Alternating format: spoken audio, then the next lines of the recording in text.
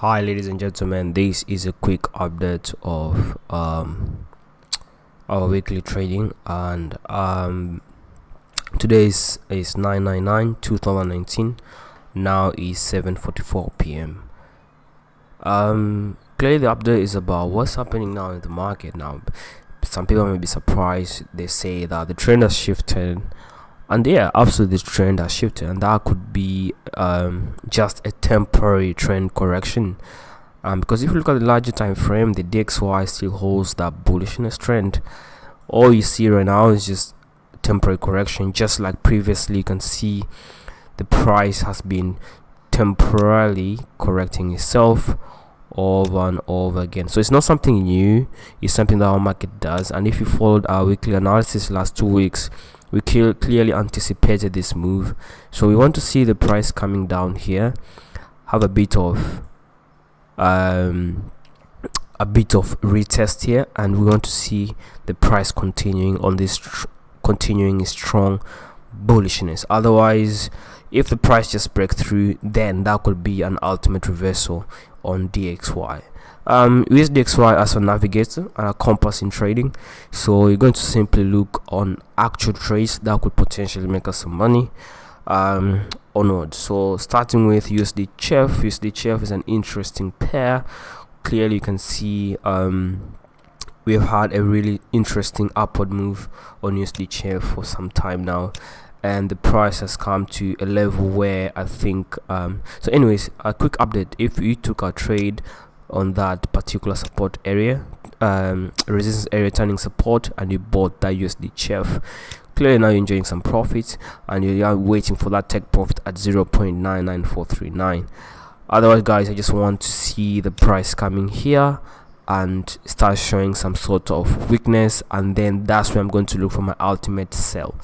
USD Chef, I want to sell. Remember, I'm trading based on that temporary correction on the DXY, so I want to make sure that my stop losses are in place. My position sizing is good because I'm still anticipating a bullishness in USD. I'm gonna trade this with a small lot size because I know, and the trend might still continue and the dollar might still showing some sort of strength. Otherwise, selling this based on the temporary corrections, I'm trading with a negative bias to neutral bias on the dollar. Right now, next trade would be the USD Japanese yen.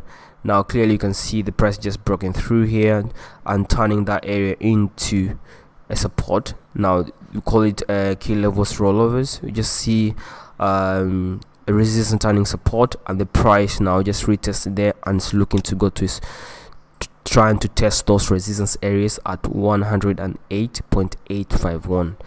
Now this is where I want to see my take profit comes next, and based on that, I want to take that trade with a risk reward of 2.69, and I'm looking forward to 215 pips on the USD Japanese yen. So it's a kind of trade that I think would play out really well, because of now you can see Japanese yen is losing its strength because it has been overvalued for some time now. Now yes, all you see now just temporary correctness as well. So that's a trade I'm on buy as well, USD Japanese yen.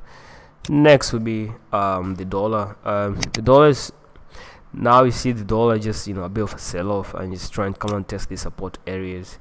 What I want to see on the dollar, I just want to see it comes here, that support area, have a bit of retest there and start looking for any bullish patterns and trying to buy on the upside. And that's what my the trade on the dollar is. Otherwise, you have to be extremely careful on the on that trade, the gold trade. Sorry, this is actually a gold trade, so you want to be extremely careful because dollar has a negative correlation. Gold has a negative correlation to the dollar, plus a negative correlation to stock markets. So it's a symbol of economy performance. And when you have a revival on stock markets, now you can see stock markets doing extremely well. The indices now performing really well.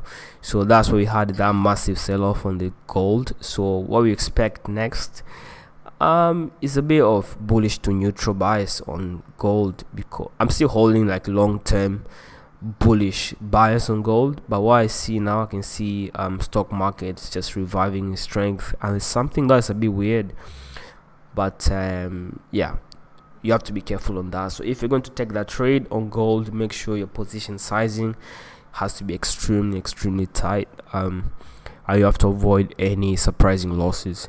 Put your stop losses in gold, because small points move in gold express a lot of pips equivalent. So if it goes wrong, you're gonna lose a lot of money. So this kind of trade you have to be extremely careful. Next one will be WTI. This is US Texas oil. I'm holding a bullish after holding a bearish sentiment last week, and we lost some money on that trade. Now I'm holding a bullish to neutral bias, and I think this is just a temporary bullishness on oil. Overall, oil should keep on selling off. This bullishness comes after a strong pickup on the stock market. So this is just an express of what stock market is doing right now. Thus you could see oil is creating that bullish patterns overall. So we had that breakout, and the price just came back to retest that area, and now it's trying to look for overall price upward move to 60.691. Now also, just like gold, when you're going to trade this oil trade, just make sure that you put your stop losses tight, because it's something that still has a bit of negativity about it, and overall economic recession is an inevitable situation to happen. So if you're going to trade oil, you just have to be extremely careful. Likely the UK oil has the same characteristic as the US oil, so you're going to have the same bias on UK oil. So technically, I just want you can clearly see that resistance starting to support the breakout, and the price keeps on going higher and higher. So I think the price will come to this area or that area, and maybe a probable reversal might happen then.